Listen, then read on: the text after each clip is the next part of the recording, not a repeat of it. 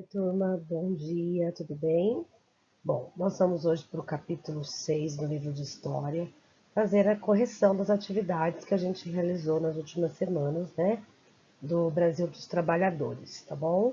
Então, vocês peguem o livro e com calma, com atenção, vamos fazer as correções, tá certo? Então, dando continuidade, a próxima pergunta fala para vocês: leia as informações da tabela e responda as questões. Então, o primeiro título da tabela: Brasil, tipos de indústria e sua participação no valor da produção no ano de 1920. Aí, de um lado da tabela, a gente tem os tipos das indústrias, né? Que é alimentação, teste, vestuário, objetos de toucador, indústrias química e análogos e outros grupos. E aí tem a participação no valor da produção, né? Os valores aproximados. Na letra A, pergunta a que ano se referem os dados da tabela. Está lá no título, né, no ano de 1920. Na letra B, pergunta, nesse ano, dois tipos de indústrias participavam juntos com o valor da produção industrial do Brasil, né, acima de 60%. Que indústrias foram essas? Quais eram? Então, a soma das duas dava mais que 60%, né? Então, foi a indústria de alimentação e a indústria têxtil. Na videoaula de explicação dessa atividade, eu falei que era a soma das duas que dava acima de 60%, né? Então, quem assistiu a videoaula entendeu que tinha que ser duas indústrias que somava e dava acima de 60%, tá bom? Próxima pergunta. Leia uma notícia do início do século XX, publicada novamente em 2011, em comemoração a um século do jornal gaúcho Correio do Povo. Pelotas, no dia 13 do corrente, declararam-se em greve os operários da fábrica Fiação e Tecidos Pelotense. Os operários que procuravam entrar na fábrica foram impedidos nisso, bem como as operárias, pelos grevistas. A fábrica teve de fechar por esse motivo.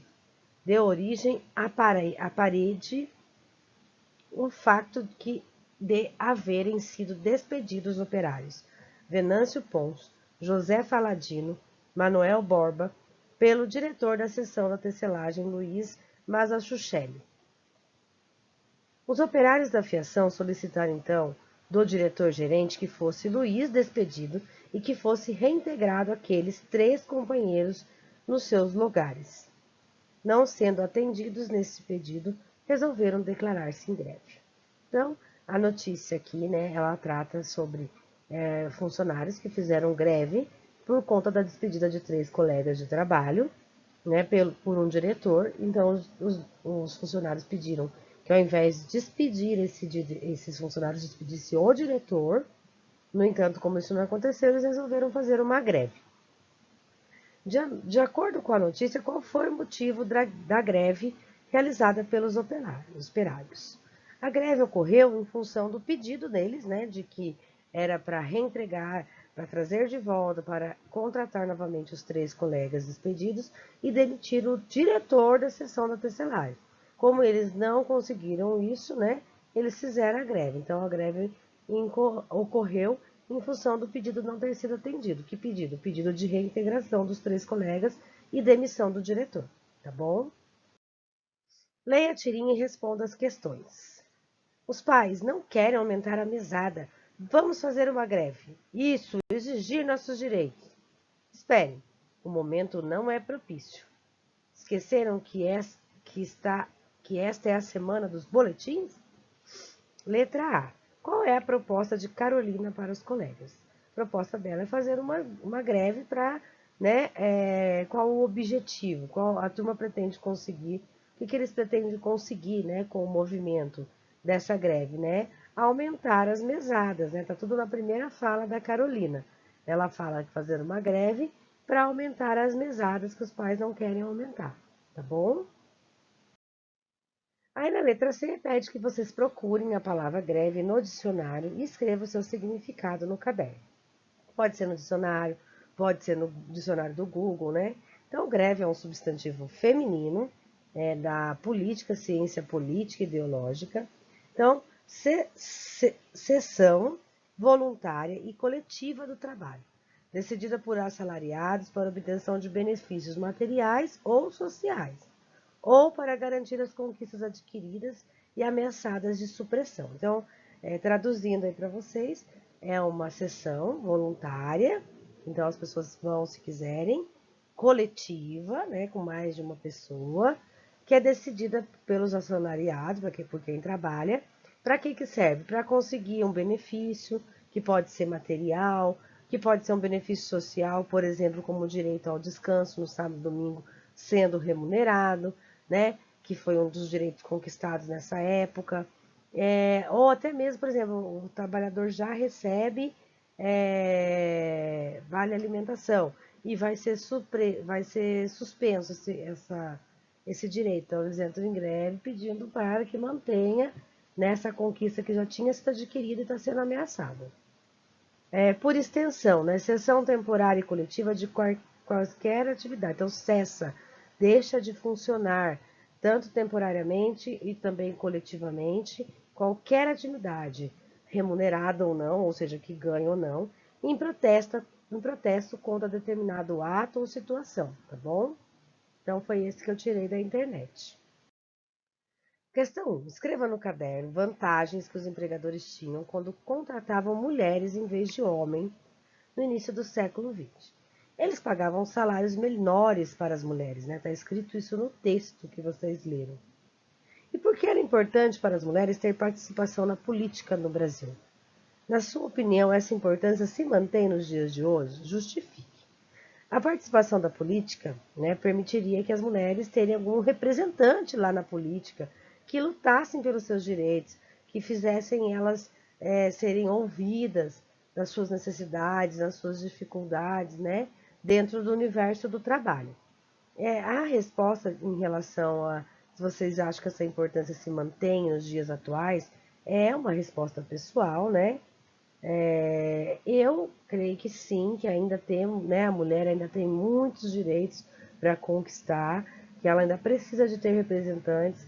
Por que é importante uma representante mulher? Porque a mulher entende a outra, ela passa pelas mesmas situações. Então, acho que ter uma representante vai fazer com que enxergue alguns pedidos que, de repente, o sexo masculino possa entender como desnecessário, porque ele não vivencia aquilo. Essa é a minha opinião. Vocês podem ter opiniões diferentes, tá bom? Vamos para a próxima. Aqui pede para vocês entrevistarem uma mulher mais velha da sua família ou do bairro em que vocês vivem e seguir esse roteiro, né?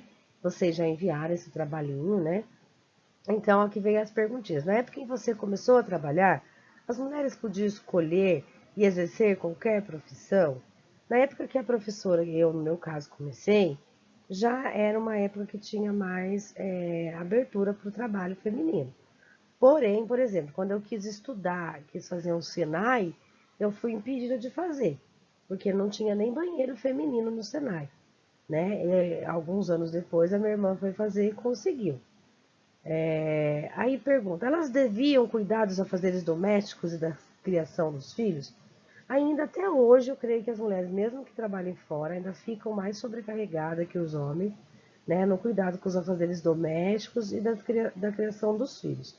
Tem que ser uma coisa muito bem conversada, muito bem trabalhada entre os parceiros aí, para que não se sobrecarregue. Você tem alguma ocupação remunerada atualmente? Sim, eu sou professora, né? O trabalho feminino é importante? Por quê? Eu acho que todo trabalho é importante, né? Tanto o feminino quanto o masculino. Mas acho que o trabalho feminino, ele é importante, foi importante para a mulher, no sentido de dar mais conquistas, mais autonomia para a mulher, poder não depender só da visão do marido ou da pessoa com quem ela vivia, né? E ter a oportunidade de ter suas conquistas, de se cuidar com o seu dinheiro, eu acho importante. E como você e as pessoas de suas famílias contribuem na tarefa doméstica, aqui em casa tem sido bem difícil. Tem que ficar pedindo, tem que ficar delegando. Aí, assim, quando precisa, né? Quando precisa pedir, às vezes não gosta, quer fazer cada um no seu tempo. Então, acho que é muito importante a gente fazer uma rotina mesmo, né, dividindo para não sobrecarregar. Depois de feita essa entrevista, vocês iam elaborar um texto, né, com o título Trabalho Feminino, e aí em relação a essa entrevista, tá bom? Próxima pergunta. Leia a notícia a seguir, publicada em 14 de novembro de 2012, na seção Esquecidas da Abolição do jornal Correio Brasiliense. Empregadores acreditam em desemprego em massa no caso de regulamentação, no caso de entrar em vigor. Apesar da aprovação unânime em comissão especial da Câmara dos Deputados na última semana, a proposta de emenda à Constituição 478/2010, que pretende igualar os direitos dos empregados domésticos aos dos demais trabalhadores do país, ainda provoca muita polêmica. O projeto será encaminhado nos próximos dias ao plenário da Casa, onde terá de passar por 2 votações e então seguir ao Senado, ao Congresso, ao Senado. Ao empregador, interessa saber exatamente quanto custará ter uma pessoa que cuide de sua casa, filhos, plantas, animais, caso essa lei, esse texto seja aprovado sem modificações. Cálculos feitos por especialistas a pedido do Correio mostram que o impacto no bolso de quem contrata uma empregada doméstica pode chegar a quase 50% do valor do salário pago atualmente. Então, se uma pessoa paga R$ 1.000 para uma pessoa cuidar da sua casa por mês, ela vai pagar 1.500, né? Se caso essa lei vigore. Excluindo gastos variáveis, tirando desse valor vale transporte e possíveis horas extras. Então vem a pergunta, por que o projeto causou polêmica, gente? Porque há quem diga que é a favor e há quem diga que é contra. Por que as pessoas são contra os trabalhadores domésticos, eles terem carteira assinada, como qualquer outro trabalhador do Brasil, né, ter fundo de garantia, seguro-desemprego? Por que isso? Quando um trabalhador ele é registrado em carteira, fora o valor do salário, o empregador, a pessoa que emprega, que contrata, ela tem um custo, né, com o valor que ela deposita mensalmente de seguro de fundo de garantia, um funcionário sai de férias tem que receber, tem 13º. Então, tem várias garantias na lei um trabalhador que trabalha com carteira assinada.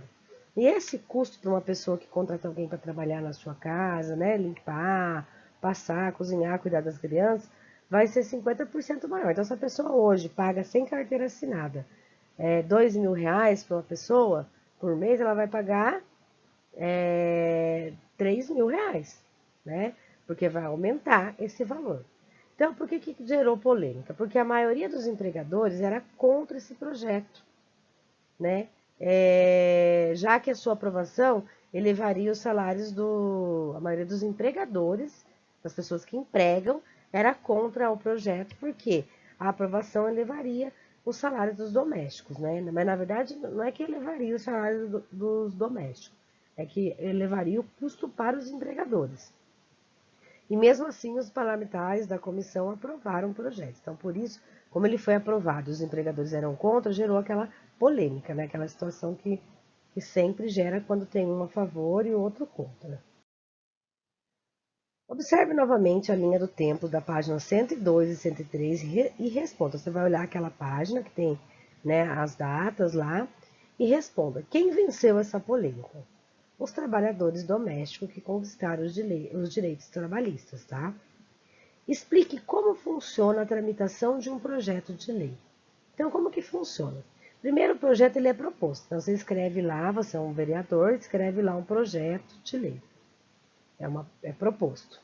Aí você escreve e leva ele para propor para os demais vereadores. Aí uma comissão da Câmara analisará o projeto. Aí o projeto vai para o plenário para ser discutido e votado pelos deputados ou pelos senadores. Depois, o projeto é encaminhado para o Senado. E depois o projeto é sancionado pelo presidente da República. Isso no caso, né, falando em estado, falando em federal. Né? Esse mesmo projeto, essa mesma tramitação, acontece também quando é municipal, né? Que é aqui dentro do nosso município. Só que em vez de ser deputado, no caso, é os vereadores. no lugar do presidente, é o prefeito, tá bom? Qual é a relação entre esse projeto de lei e o título da seção do jornal, que é Esquecidas da Abolição? O nome Esquecidas da Abolição diz respeito aos trabalhadores domésticos que, apesar de todo mundo hoje ter carteira de trabalho, ter seus direitos conquistados, ainda não tinham conquistado plenamente os direitos trabalhistas. Elas ficaram esquecidas no tempo. Fato que mantém situação semelhante à da escravidão, né? Que na escravidão as pessoas ficaram esquecidas. Teve a abolição, né? A lei que libertava os escravos, mas muitos ficaram ainda vivendo presos, vivendo sendo com seus donos, seu senhorio, esquecidos, né? Então por isso que eles fazem relação. Você sabe o que significa PEC? Pesquise o significado e anote abaixo. Então, PEC significa Proposta de Emenda Constitucional. A PEC é um pedido de alteração de parte da Constituição, que é a lei maior do país. Então, por exemplo, tem lá na lei uma situação, e aí alguém entra com a PEC, que é uma mudança, uma alteração, pedindo para mais ou pedindo para menos, para mudar alguma coisa que esteja ali na lei, tá bom? Faça uma pesquisa sobre o salário mínimo e responda as questões. Então, qual o salário mínimo atual? Eu pesquisei também, e o salário mínimo é o menor salário. Aliás, aqui pergunta o que é salário mínimo. O que é salário mínimo? É o menor salário que o empregador pode pagar para um empregado legalmente, pela lei, né? E pode pagar aos seus funcionários. Ele é garantido por lei e é reajustado anualmente. Então, não se pode receber menos que isso, né? Garantido por lei, não tem como registrar uma pessoa em carteira de trabalho recebendo menos que o valor de um salário mínimo. E qual é o valor do salário mínimo atual? O presidente Jair Bolsonaro sancionou a Lei 14.013/20, que aumenta o salário mínimo para R$ 1.045 em 2020.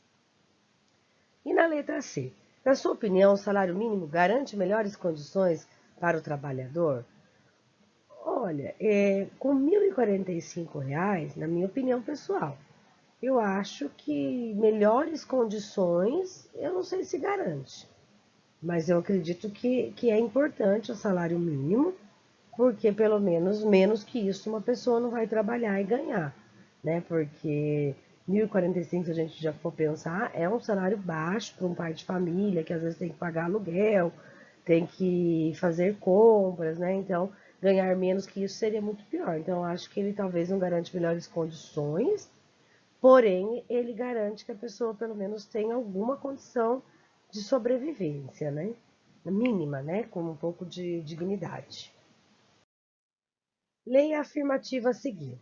Os trabalhadores rurais sempre receberam o mesmo tratamento que os trabalhadores urbanos? A afirmativa é verdadeira ou falsa? A afirmativa é falsa, tá? Qual é a diferença entre os trabalhadores urbanos e os rurais? Os trabalhadores urbanos são os que trabalham nas cidades e os rurais, o que ocupam trabalhos ligados ao campo, como agricultura e pecuária, né? E não é sempre que teve o mesmo tratamento, não, né? Tem bastante diferença, né? Inclusive até mesmo a quantidade de horas trabalhadas, na questão de segurança do trabalho, então tem bastante diferença aí. Nas primeiras décadas do século XX, uma das estratégias utilizadas pelas associações e pelos sindicatos dos operários para arrecadar fundos, arrecadar dinheiro, para divulgar suas propostas, era a realização de festivais. Leia o anúncio ao lado e em seguida responda a questões. Grande Festival Proletário. A realizar-se no dia 22 do corrente, às 20 horas, no Salão Celso Garcia, situado na Rua do Carmo, número 25. Este festival tem fim altamente nobre, pois trata-se de se instalar em nossa sede social cômodas cadeiras, a fim de acomodar o mais confortável possível o que acorrerem aos nossos chamados de assembleia e conferência. Certo que contribuirá com sua presença a este ato, antecipadamente agradecemos. Aí vem o programa, né, que vai ter durante o horário, primeiro, que vai acontecer, segundo, terceiro, depois uma frase. Nenhum operário que se interesse pela verdadeira causa que lhe afeta não deverá faltar. Aí vem a primeira perguntinha aí. Qual foi o objetivo do evento? Né? Qual era o objetivo do evento? O objetivo do evento era arrecadar fundos para instalarem na sede social cômodas cadeiras, né? Para acomodar mais confortáveis os associados. Que frase apela para a presença dos trabalhadores? Ele coloca ali no finalzinho. Nenhum operário que se interesse pela verdadeira causa que lhe afeta não deverá faltar, né? Então, ele está fazendo uma apelação aí com relação a isso. Escolha uma das personalidades citadas na página 106 e siga o roteiro. Então, aqui, vai voltar à página 106, escolher uma das personalidades, né? E fazer uma pesquisa sobre essa personalidade, escrever uma pequena biografia sobre ela, numa folha avulsa, né? Reunir imagens que mostrem o trabalho, né? E aí eu fiz uma aqui, né? Para vocês verem, bem simples, mas para vocês verem que eu fiz no próprio Word, não precisei imprimir, tirei foto e postei aqui, ó. Fiz da Carmen Miranda, aí tem a foto dela, né? Ela é uma cantora e a biografia dela. Carmen Miranda, chama Maria do Carmo Miranda da Cunha, que é mais conhecida como Carmen Miranda. Ela foi cantora e atriz portuguesa, mas foi radicada no Brasil desde os 10 meses de idade. Sua carreira artística transcorreu no Brasil e Estados Unidos, nas décadas de 1930 e 1950. Trabalhou no rádio, no teatro, de revista, no cinema e na televisão. Nasceu em 9 de fevereiro de 1909, em Marcos de Canaveses, Portugal, e faleceu em 5 de agosto de 1955, em Beverly Hills, Califórnia. Casada com Davi Sebastian, de 1947 a 1955, quando ela faleceu, né?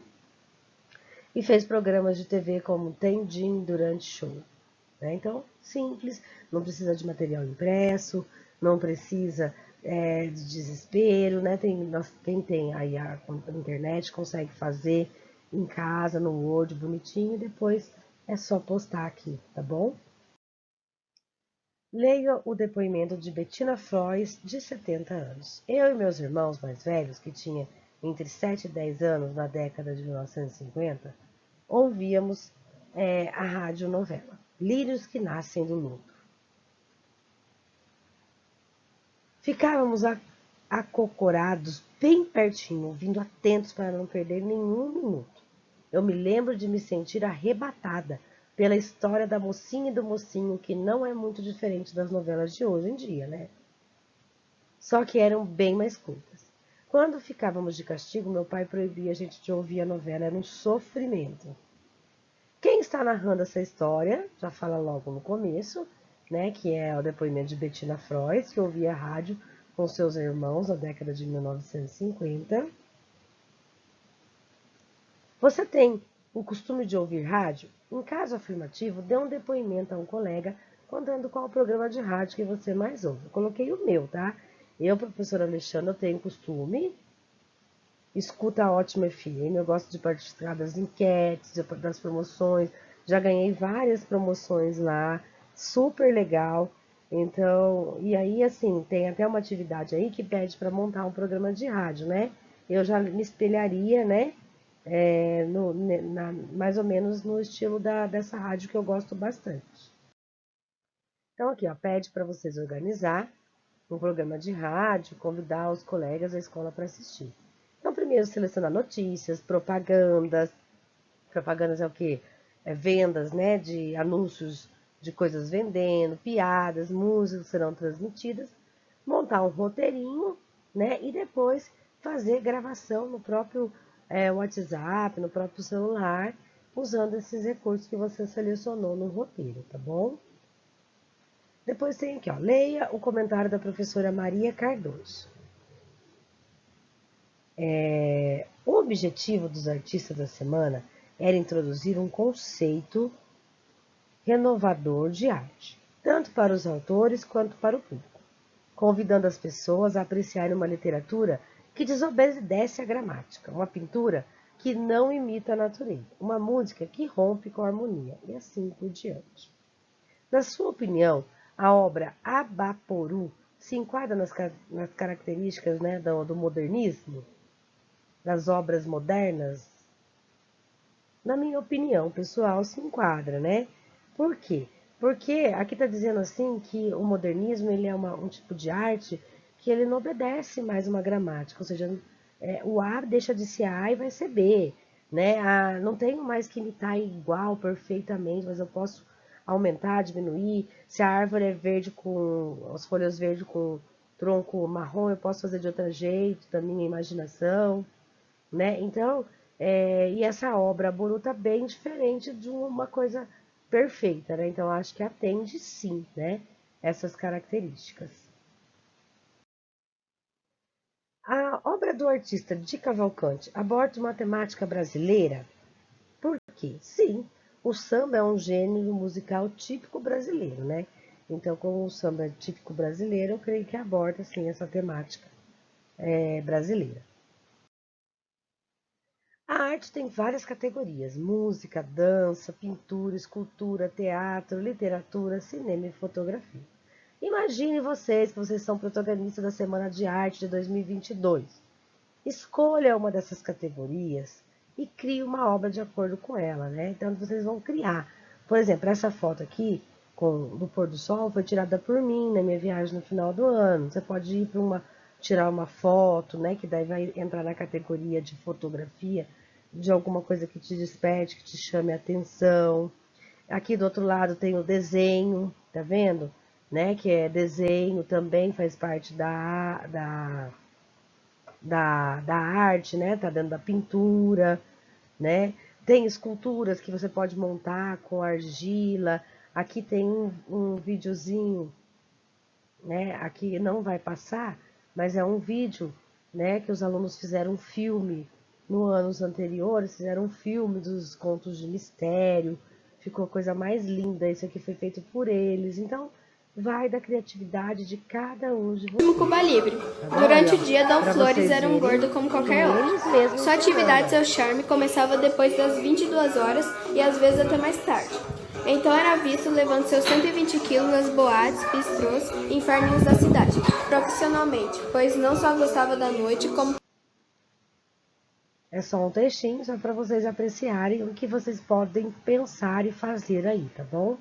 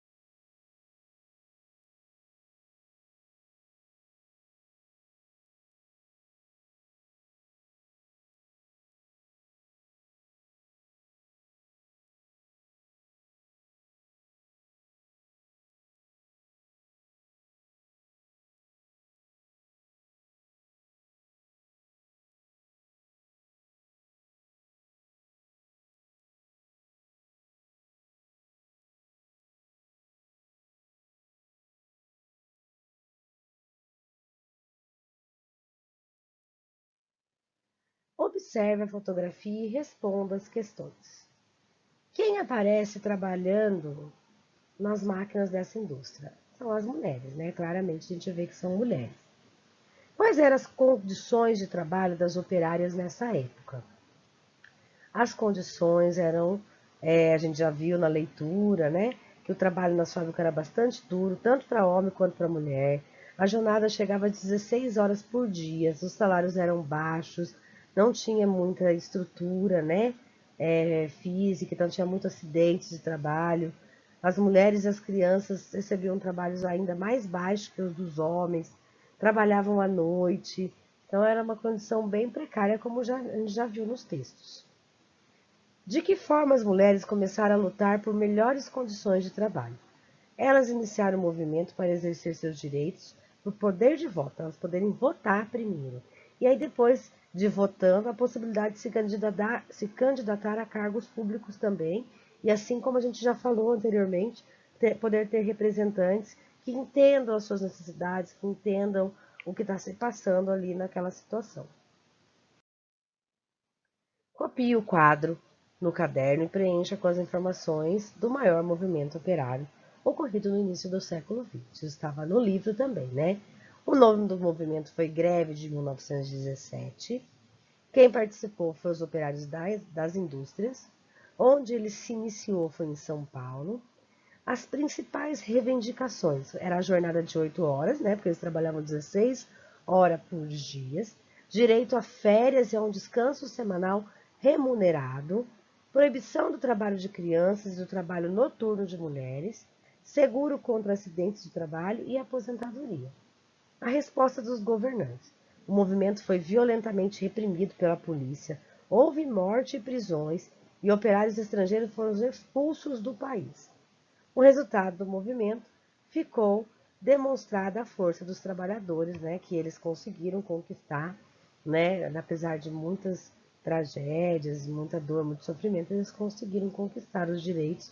Então, mais uma vez fica aí mostrando pra gente que quando a gente se une, a gente tem forças, né? Assinale a alternativa às atividades que faziam parte do lazer dos operários na primeira metade do século XX.